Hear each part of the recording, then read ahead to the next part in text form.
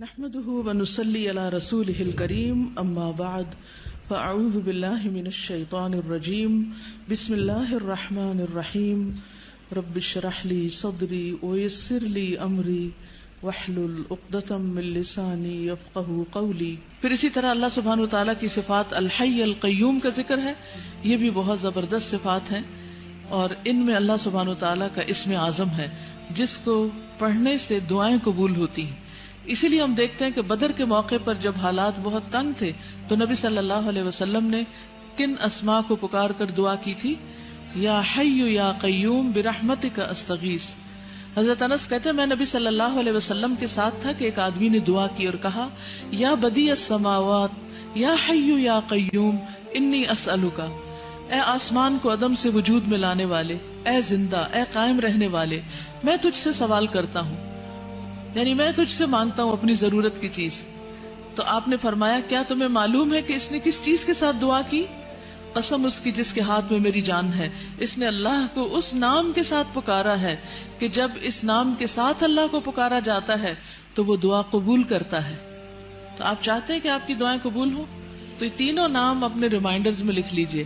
جب بھی آپ چاہیں کہ آپ کی دعا قبول ہو تو پہلے اللہ تعالیٰ کو ان ناموں سے پکاریں اور پھر دعا مانگیں۔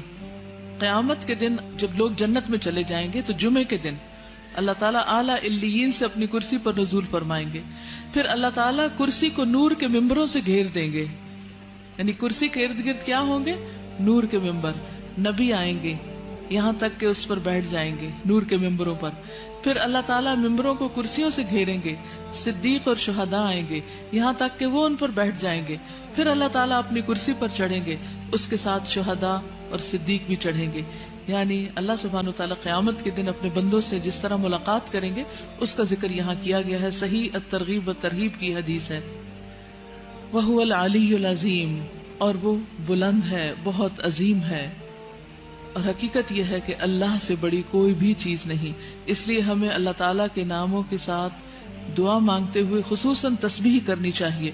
فَسَبِّحْ بِاسْمِ رَبِّكَ الْعَظِيمِ، قسم اس کی جس کے ہاتھ میں میری جان ہے، اس نے اللہ کو اس نام کے ساتھ پکارا ہے کہ جب اس نام کے ساتھ اللہ کو پکارا جاتا ہے تو وہ دعا قبول کرتا ہے۔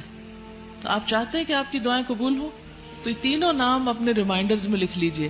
جب بھی آپ چاہیں کہ آپ کی دعا قبول ہو تو پہلے اللہ تعالیٰ کو ان ناموں سے پکاریں اور پھر دعا مانگیں۔ یا حی یا قیوم برحمتک استغیث، یا حی یا قیوم برحمتک استغیث، یا حی یا قیوم برحمتک استغیث، یا حی یا قیوم برحمتک استغیث۔ سبحانک اللہم و بحمدک اشہد ان لا الہ الا انت استغفرک و اتوب الیک۔ السلام علیکم و رحمۃ اللہ وبرکاتہ۔